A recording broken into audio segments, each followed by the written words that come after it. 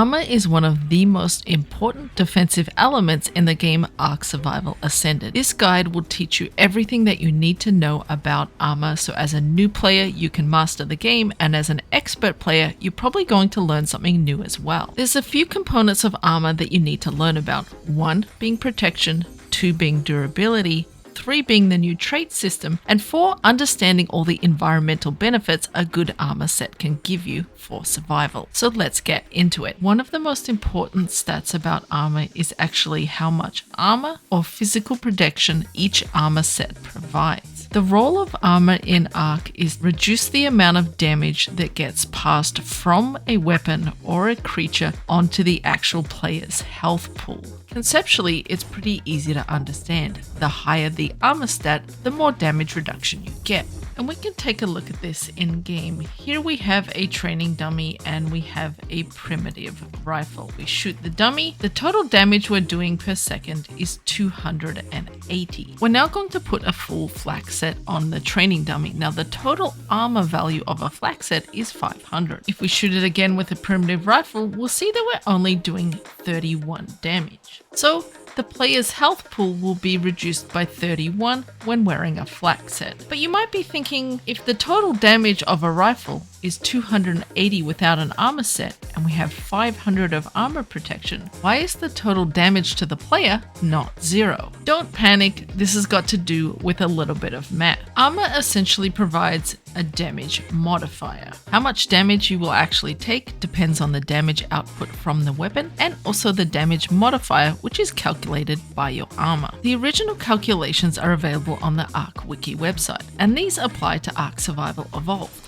When I started plugging in numbers, I realized they didn't work for Ark Survival Ascended. With the help of the amazing Captain Fat Dog and my husband, we figured out that the math was different. In short, it seems that each weapon has a different armor coefficient. Looking into the game files, you can see that for a long neck it is 1.2 and for a sniper it's 1.5. So let's plug in the numbers to see if this new formula we can calculate how much damage you will get from a weapon with a certain type of armor. With a sniper shot to an unarmed training dummy with a body shot, we did 165 damage. Headshots again have a different multiplier, but we're just using body shots today. We're going to load up a training dummy with a full set of flak armor, which we know the armor value of is 500, and then use a sniper rifle to shoot it, and we know the damage coefficient of the sniper is 1.5. If you run through and look at the numbers, we're expecting 15 damage to be done to the dummy when we hit it with one shot. And if you take a look here, this is exactly what we see when we take the shot. In short, the higher value of total armor your player is wearing will give you greater damage reduction from incoming damage from weapons and creatures. Next, we need to talk about durability. You can consider durability to essentially be the lifespan of your armor set.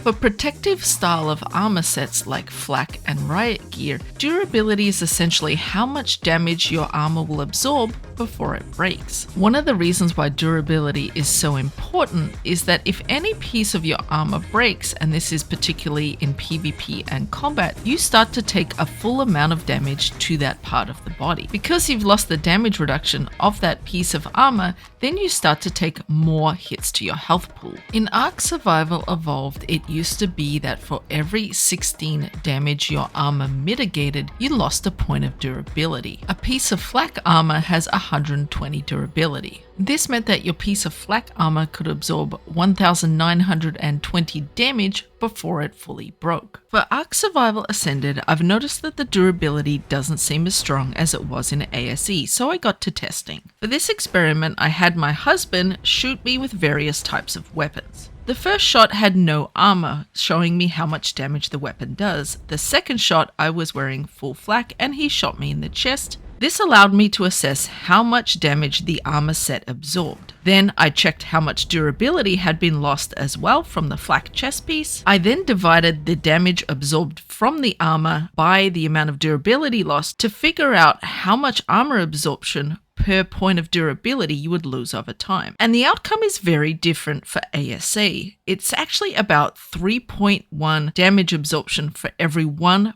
point loss in durability. This means that for a basic Flak set, you can only absorb 372 damage before that piece breaks. This is a huge difference between Survival Evolved and Survival Ascended, and the 3.1 was pretty much standard across most Ark weapons, including the long neck rifle, the sniper, the crossbow, the simple pistol, the pike, and a fabricated pistol. There is one exception to this though, and that is the compound bow. I tested this a couple of times to be sure. For the compound bow, your armor just needs to absorb 2.1 damage to lose 1 point in durability. So the compound bow definitely shreds armor faster than any other weapon. For specialty armor sets like Hazard and Scuba, the durability goes down as you're using it in the game. This durability will constantly go down as you're wearing the armor, even if you are not taking damage. In this case, you can consider the durability to be the operational time of that armor's lifespan.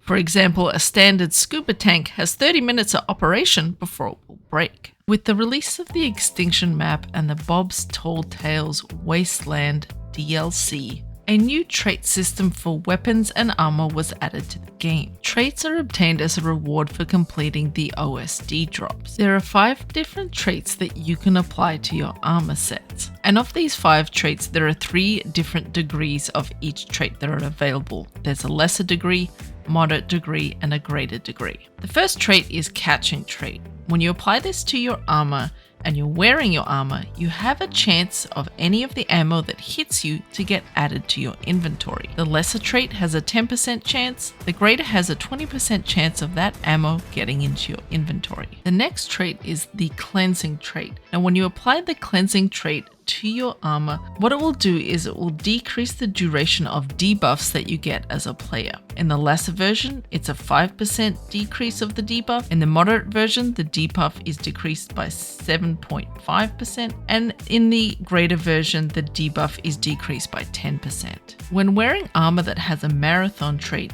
you can run without losing any stamina, but your hunger and thirst decrease instead, and once those stats reach 0, you can't run anymore. For the lesser trait, it's a 15 decrease per second. For the moderate, it's a 12.5 decrease per second. And for the greater, it's a 10 decrease per second. I think the medical trait is probably the best trait that is available for armor. When you're wearing this armor, the effects of all of the incoming healing is increased. So that could be healing from a med brew or healing from a snow owl. In the lesser version, the healing increase is 10%. In the moderate version, the healing increase is 15%. In the greater version, the healing increase is 20%, and that one is fantastic. The next trait is the mobile trait, and when you're wearing this, status effects in the game cannot drop your movement speed. For the lesser version, the movement speed can't drop below 30% of your normal maximum. For the moderate, it's 45% of your maximum. And for the greater version, the effects cannot drop your movement speed below 60% of your normal maximum. In order to be able to apply the traits to your armor, you need to use the makeshift Mega Lab. Again, this is part of the Bob's Tall Tales DLC Wasteland Edition. You may notice that when you try to apply the traits to certain pieces of armor, they won't go on.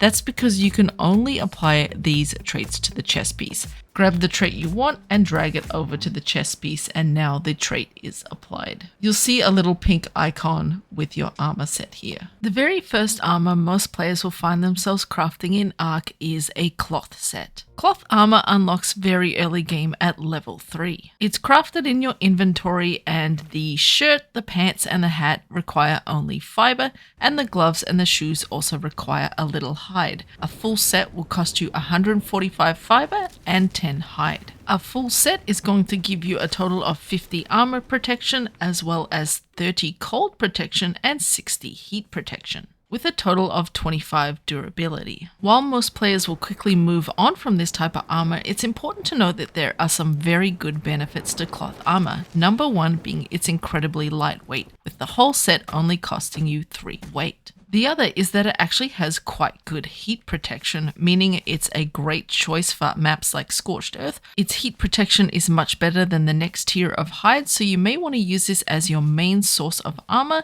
until you can craft a smithy and use higher tiers in later game. The next set of armor you can unlock at level 15 is hide armor. Hide armor is crafted in your inventory, and it's pretty cheap to make. You'll need 32 hide and 33 fiber for a whole set. A full set of primitive hide will offer a moderate amount of armor with 100 total physical protection. It's got pretty good cold protection at 85, but really poor heat protection at minus 25. This makes it a decent set of armor for a beach bob, but not great armor for the use on Scorched Earth because of the poor heat effects. A full set of hide armor is going to be 10.5 weight and it has 45 durability. The next piece of armor I want to talk about is where we get into specialty armor, and that is fur armor. Fur armor unlocks actually pretty early in the game at level 23. Fur armor needs to be crafted in the smithy. To craft a full set, you'll need 320 pelt, you'll need 53 ingots, 40 hide, and 18 fiber. The main point of fur armor is to allow you to start exploring further into the game into the snow regions where the temperatures drop dramatically. You can see here that by wearing basic fur armor and having a few points into fortitude,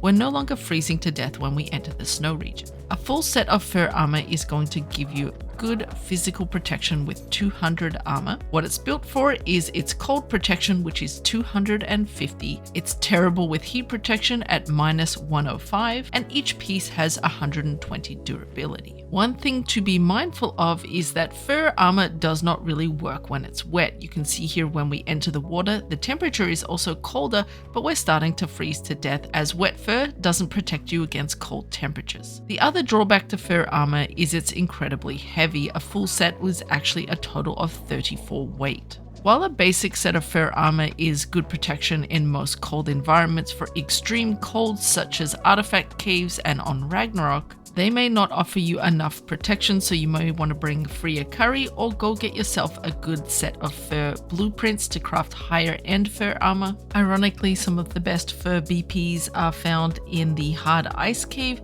and also you'll find some in the swamp cave as well. The next piece of armor I'm going to show you is again another piece of specialty armor that is specifically designed to help you survive on the map Scorched Earth. The Desert Cloth set of armor unlocks at level 28 and you will need to craft it in the smithy. To craft most of the pieces of the Desert Cloth armor, you'll need 77 hide, 48 silk, and 33 fiber. In addition, if you want to craft the goggles, you'll need to add 10 crystal and 3 silica pearls to your crafting requirements. A full set is going to give you moderate armor protection at 200 for the full set, only 31 cold protection, and a whopping 130 heat protection. You can see here that even with the Scorched Earth temperatures and a superheat, our player is not overheating and we don't have to worry about heat stroke. And it has a durability of 45. A full set of armor has a weight of 16. There are 2 special armor abilities that Desert Cloth has. The first one, which applies to the Desert Cloth goggles, is increased visibility, especially during a sandstorm. You can see here that without the goggles on, we do have close range visibility, but we have difficulty seeing in the distance. There's a lot of sand, but as soon as we put the Desert Cloth goggles back on, you can see that our range of visibility, although still obscured by sand, is much greater. You can see the mountains, you can see the obelisk in the distance. So the Desert Cloth goggles provide increased ability during a sandstorm, and you only see the goggle effect when wearing them during the sandstorm. You can see the sandstorm has ended here, and we no longer have the goggle kind of overlay on our HUD. The other extra special ability about Desert Cloth armor is it actually reduces water consumption. I had read and heard about this, but I didn't actually know if it was true, so I wanted to test. So what I did was an experiment in game with wearing a full set of Desert Cloth armor. I spent 1 hour in game time from 2:30 in the afternoon to 3:30. I started with water at 100, and after a full hour of in-game, when wearing the Desert Cloth, the water drained down to 89.9. We just lost over 10 water. I used an admin command to wind the clock back 1 hour and restarted the experiment at 2:30. the ambient temperature was the same, and I hadn't moved my character, and I put a set of basic cloth armor on. And after 1 hour, you can see that our water has drained way down from 100. Our total water had drained down to 75, meaning we lost 25 points into water. This proves that the desert cloth armor does reduce water drain when wearing it. Ghillie armor is unlocked at level 33. It is crafted in your inventory and you need 26 organic polymer as well as 40 hide, 18 fiber if you want to craft a full set. For the recipe, you can either use organic polymer or corrupted nodes from extinction. It's the highest level of armor in the game that you can actually craft in your inventory. The main use of Ghillie armor is for camouflage. It lets you get closer to wild dinos without them seeing you, and it reduces the visibility range of those wild creatures by 50%. You can use it to hide from other players, but most players use it to help with passive taming techniques, especially for creatures that are either a little bit aggressive to you or get spooked easily, like the Mantis, Equus, and the Arthropleura. It has a moderate physical protection of 160 in total. It's really poor cold protection at 24 and really great heat protection at 155. This is actually better heat protection than desert cloth, but doesn't have the water drain buff. The heat protection makes it great for environments such as the lava caves and on scorched earth as well. It has 45 durability. The weight of a full set of Ghillie will be 24 in your inventory. Chitin armor is unlocked at level 37 and is crafted in the smithy. It's unlocked quite early game and offers decent physical protection. To craft a full set, you'll need 82 chitin, 40 hide, and 18 fiber. It offers 250 physical protection, 42 cold protection, and minus 35 heat protection. Each piece has good durability at 50, and a total set is going to be 22 weight. I will admit that this is the level of armor that I skip most in the game. I think early game you're often trying so hard to get early game chitin and keratin to get those PT saddles made. You'll often find that you just end up skipping to later levels and forgetting about this one, but it actually is pretty good if you can get the materials early game. Flak armor unlocks at level 56 and it is crafted in the smithy. A full set will require 53 metal ingots, 40 hide, and 18 fiber. Flak is one of the most popular and best sets of armor in the game. This is mainly because it provides amazing physical protection. It offers a whopping 100 protection per piece, giving a total of 500 protection for the set. This allows you to survive attacks from most creatures and players, allowing you to either get away safely or take them on. In terms of survival based, it's not so great with cold protection with 60 cold protection and minus 25 heat protection. It has excellent durability at 120. It is on the heavier side with a total weight of 30. Given that Flak is one of the most popular and strongest sets of armor in the game, many players want to get themselves blueprints to get high-end Flak with increased armor and durability. Some of the best places to find the blueprints for these are the underwater artifact caves on the island. The loot drops there will sometimes give you Flak gear or BPs. And another way is if you have the Bob's Tall Tales, the treasure maps and treasure loot will sometimes reward you with good Flak pieces. My friend Bay Plays Games has some of the best guides for getting loot in Ark, and I'll put a link to his channel in the description. Unlocked at level 63, the mining helmet is a forgotten piece of armor in Ark. It's crafted in the fabricator and requires a lot of materials, including 18 electronics, 15 metal, 12 polymer, 25 crystal, 15 hide, 8 fiber, and 5 angler gel. In terms of helmet, this has amazing physical protection. It's higher than Flak, higher than Riot, but it's not quite as good as a Tek helmet. It includes a light source, and the light source also works if you equip the helmet onto a shoulder pad. It provides excellent physical protection at 120, and it's very limited in its protection against the elements with only plus 10 cold protection and minus 3 heat protection. It has amazing durability at 120 and a low weight of 4. The hazard suit is unlocked at level 68 and was brought to Ark with the map Aberration. It is crafted in the fabricator and requires a lot of materials. It needs 155 hide, 235 fiber, 83 blue gems, 72 polymer, 166 crystal, and 125 congealed gas balls for a full set. It has moderate physical protection with 65 per piece, giving a total of 325, 60 cold protection, and great heat protection at 300. Each hazard suit piece has a durability of 85, and the total weight of a set is 23. A hazard suit is an essential piece of armor for the map Aberration. This is because it provides protection from all of the elements in Aberration, in particular the radiation in the radiation zone, and the mushroom spores, the freezing mushroom spores, the hallucinating mushroom spores. A hazard suit can also help you with the effects of poison gas, including narcotic grenades and the poison gas that comes from creatures. This means that a hazard suit will protect you from the poison gas from a basilisk as well as a poison wyvern if you're wearing the whole suit. It's important to note that the durability will go down the longer you spend time in the radiation zone. You'll see these little ones ticking over your suit.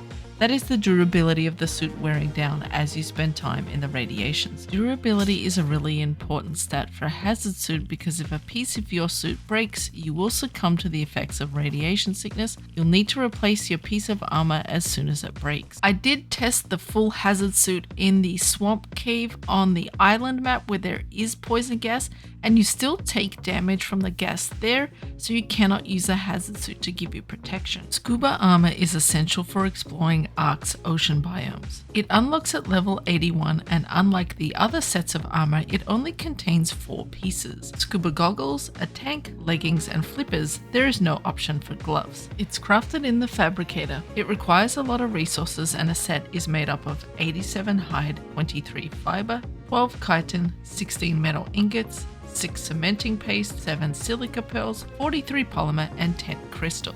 A full set of Scuba has a weight of 23, and most of this comes from the tank.